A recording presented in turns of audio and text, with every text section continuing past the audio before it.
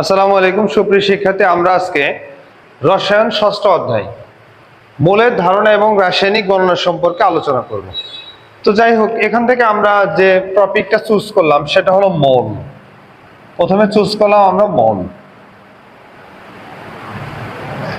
আসলে মোলের ধারণা পাওয়ার জন্য দেখো, যে সকল পদার্থ গোনা যায়, পরিমাপ করা যায়, তার একটা নির্দিষ্ট মাপ আছে। মোলের পরিমাপটা করার জন্য দেখো প্রথম আইডিয়াটা, যেমন ধরো আমি যদি বলি 1 ডজন কলম, তাহলে বলতে পারি 12টি। আমি যদি বলি 1 ডজন 1 শতক কলম, তাহলে এটা ধরা যেতে পারে 100টি। আমি যদি বলি 1000 কলম, তাহলে এটা 1000টি। অনুরূপে আমি যদি বলি 1 মোল কলম, তাহলে আমরা এটাকে কত ধরবো? 1 মোল কলম দ্বারা যেটা বুঝাবে মোলের পরিমাপে 6.023 ইন্টু 10⁻23 এতটি কলম। এই 6.023 10⁻23 এই জিনিসটাকে বলা হয় নাম্বার অফ অ্যাভোগাড্রো, অর্থাৎ অ্যাভোগাড্রোর সংখ্যা, যেটাকে আমরা সংক্ষেপে লিখবো n of a equal 6.023 10⁻23t। অর্থাৎ কোনো কিছু যদি মোল হয় সেটাই হবে 6.02 10⁻23। যেমন আমি যদি বলি 1 মোল অক্সিজেন পরমাণু, তাহলে হবে 6.023 10⁻23 অক্সিজেন পরমাণু।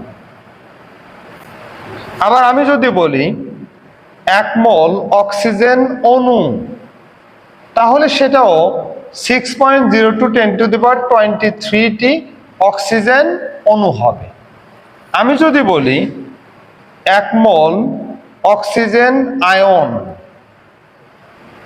তাহলে সেটাও দাঁড়াবে 6.023 ইন্টু 10⁻23 অক্সিজেন আয়ন।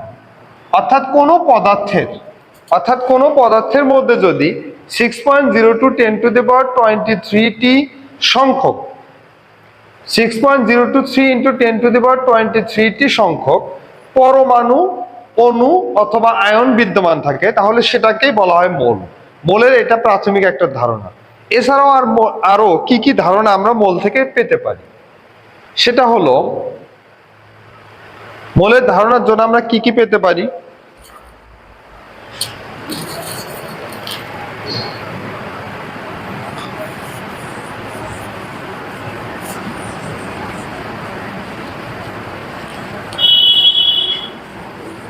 এটা গেল তীর হিসাবে। আবার ধরো যদি বলি একটি কার্বন পরমাণুর ভর,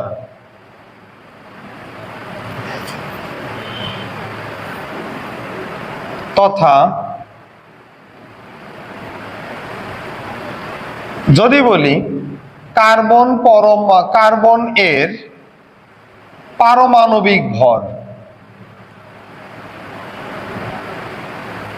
তাহলে আমরা লিখবো 12। কিন্তু যদি বলি 1 মোল কার্বন এর পারমাণবিক ভর, তাহলে আমাদের লিখতে হবে গ্রাম, 12 গ্রাম। আবার যদি আমরা বলি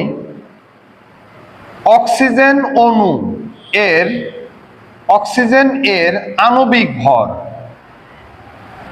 তাহলে আমরা লিখবো 16 গুণন 2 32। কিন্তু আমরা যদি বলি 1 মোল অক্সিজেন এর আণবিক ভর,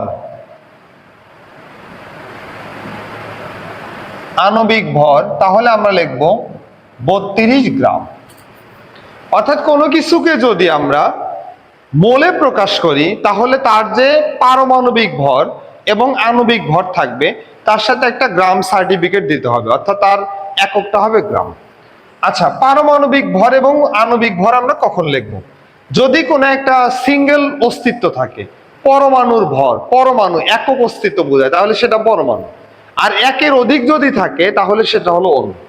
পরমাণু একটা সিঙ্গেল, আর অণু হলো মিঙ্গেল, একের অধিক অধিক থাকবে, সেটা হলো অণু। যেমন একটা কার্বন, এটা একটা পরমাণু, একটা অক্সিজেন পরমাণু, আয়রন একটা পরমাণু, সোডিয়াম একটা পরমাণু, ম্যাগনেসিয়াম একটা, এ সবগুলো দ্বারা এক একটা পরমাণু বোঝায়।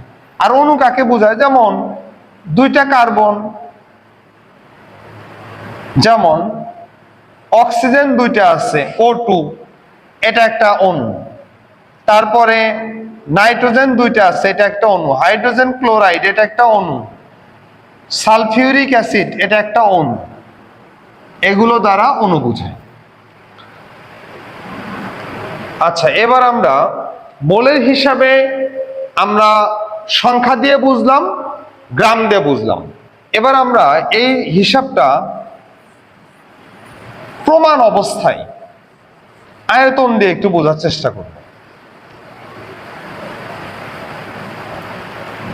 এখন প্রশ্ন হলো, প্রমাণ অবস্থা কাকে বলে? প্রমাণ অবস্থা বা এটাকে আরেকটা নামে ডাকা যায়, সেটা হলো আদর্শ অবস্থা। প্রমাণ অবস্থা কি আসলে? প্রমাণ অবস্থাকে আমরা দুই ভাগে ভাগ করতে পারি। এটাকে আমরা বলতে পারি প্রমাণ তাপমাত্রা প্লাস প্রমাণ চাপ,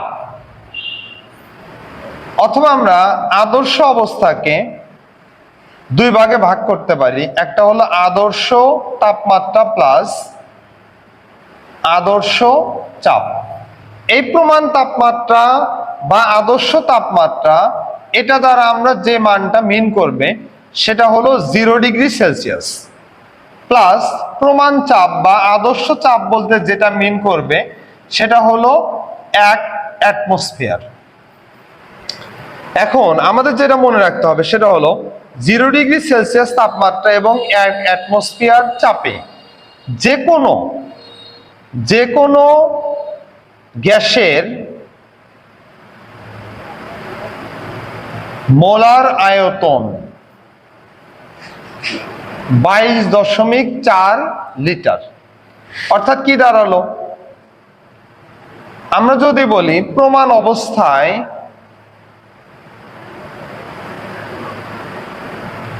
অবস্থায় অক্সিজেন অণুর প্রমাণ অবস্থায় 1 মোল অক্সিজেন অণুর আয়তন কত? তাহলে উত্তরটা হবে 1 মোল অক্সিজেন অণুর আয়তন সমান 22.4 লিটার। তাহলে আমরা মোলের সাথে গ্রামের কি সম্পর্ক, মোলের সাথে সংখ্যার কি সম্পর্ক এবং মোলের সাথে আয়তনের কি সম্পর্ক সেটা আমরা দেখলাম। এবার এটাকে আমরা সংক্ষেপে একত্রে এনে একটা সংক্ষিপ্ত একটা সূত্র তৈরি করব। সেটা কেমন হতে পারে?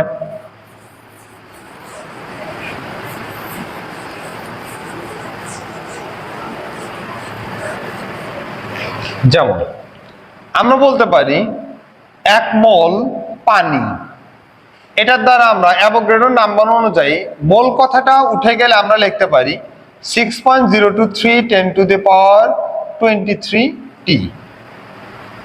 এটা হলো সংখ্যা হিসাবে এতটি পানি। আমরা যদি বলি 1 মোল পানি এর আণবিক ভর, তাহলে আমরা লিখব 18 গ্রাম। কারণ আমরা জানি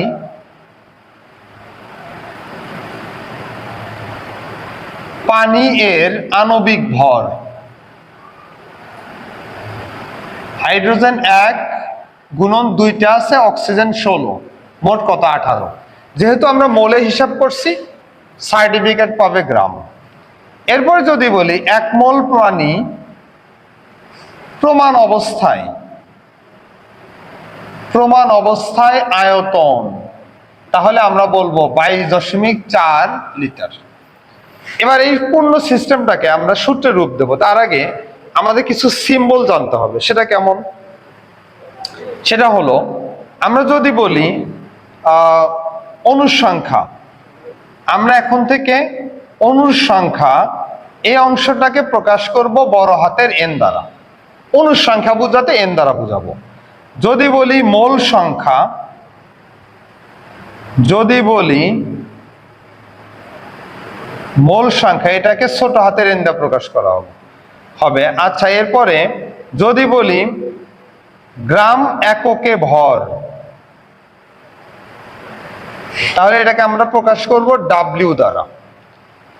আমরা যদি বলি প্রমাণ অবস্থায় আয়তন,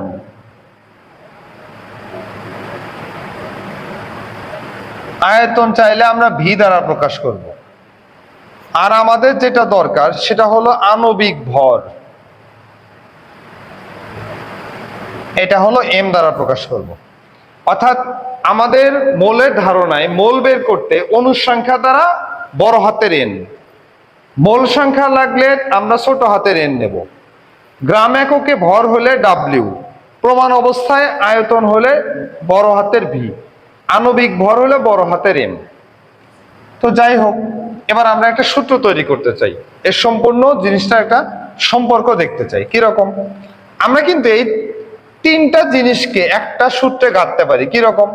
যেমন আমরা লিখতে পারি 1 মোল পানি, এটার মানে 6.023 10⁻23 টি। আবার এটাকেই কিন্তু আমরা লিখতে পারি 18 গ্রাম, আবার এটাকেই কিন্তু লিখতে পারি 22.4 লিটার। কিভাবে? ধরো তুমি এক্স ইকুয়াল একটা সমীকরণে পাইলা ওয়াই, এক্স ইকুয়াল পাইলা জেড, এক্স ইকুয়াল পাইলা আর, তাহলে অতএব এটা লিখতে পারো x equal y equal z equal r. আমি অনুরূপ তাই লিখছি, 1 মোল পানি মানে এতটি পানি, 1 মোল পানির আণবিক ভর মানে 18 গ্রাম, 1 মোল পানির প্রমাণ অবস্থা আয়তন মানে 22.4 লিটার। সবগুলোর মধ্যেই মোল, 1 মোল 1 মোল কথাটা কমন, আমরা তাই লিখছি 1 মোল পানি মানে এতটি, 1 মোল পানি মানে 18 গ্রাম, এই যে 18 গ্রাম 22.4 লিটার। এবার আমরা এই পূর্ণ মানটাকে একটা সূত্রে রূপ দেব। দেখো আমরা এগুলোর হিসাব করে কিভাবে একটা সূত্রে রূপ দেই।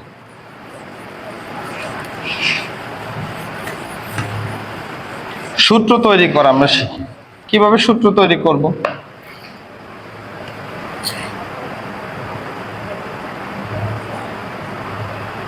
সূত্র তৈরি, যেমন ধরো 1 মোল অক্সিজেন, এটার যদি আমরা ভর হিসাব করি তাহলে আমরা পাবো 32 গ্রাম। এটা যদি অনুসংখ্যাতে যাই 6.023 10⁻23 টি। এটাকে যদি প্রমাণ অবস্থায় আয়তনে যাই 22.4 লিটার, এটা আমরা লিখতে পারি 4 লিটার। তো যাই হোক, আচ্ছা তোমরাই বলো, এই মোল, মোল দ্বারা আমাদের যে 5টা আমরা সিম্বল লিখেছিলাম, তো মোল দ্বারা আসলে কি ছোট হাতের এন বোঝায়, ছোট হাতের এন হলো মোল। এই যে গ্রাম, গ্রাম একক থাকলে সেখানে আমরা বলেছিলাম কি ডাব্লিউ। এই যে 32, এর যৌগটার কি আণবিক ভর এম। এই যে এখানে এত টি দেওয়া আছে, টি মানে কি বুঝায় অনুসংখ্যা, তাহলে বড় হাতের এন। এখানে 22.4 লিটার, লিটার দ্বারা কি ভলিউম বুঝায়, তাহলে ভি, বড় হাতের ভি। এবার আমরা এটাকে কি করব, এই প্রত্যেকের মধ্যে একটা ডিভাইডেড চিহ্ন দিয়ে দেব। এখানে একটা ডিভাইডেড দিলাম, এখানে একটা ডিভাইডেড দিলাম, এখানে একটা ডিভাইডেড দিলাম, এখানে একটা ডিভাইডেড দিলাম। তাহলে বা দিয়ে আমরা যেটা লিখতে পারি এন, এর নিচে 1 দিয়ে ভাগ, তাহলে এক কিছুই না, n equal W divided M equal বড় হাতের এন ডিভাইডেড 6.023 10⁻23 টি ইকুয়াল ভি ডিভাইডেড 22.4 লিটার। এখন এই জিনিসটাই তোমাদের বইয়ে, বই 113 পৃষ্ঠাতে এইটা বইয়ে কিভাবে লিখছে একবার লিখছে n equal W divided M, আবার লিখছে এন ইকুয়াল বড় হাতের n ডিভাইডেড 6.023 10⁻23t। আবার n ইকুয়াল লিখছে v ডিভাইডেড 22.4 লিটার। আমরা পরবর্তী ক্লাসে এই সূত্রগুলো ব্যবহার করে তোমাদেরকে অঙ্ক করে দেখাবো। ধন্যবাদ সবাইকে।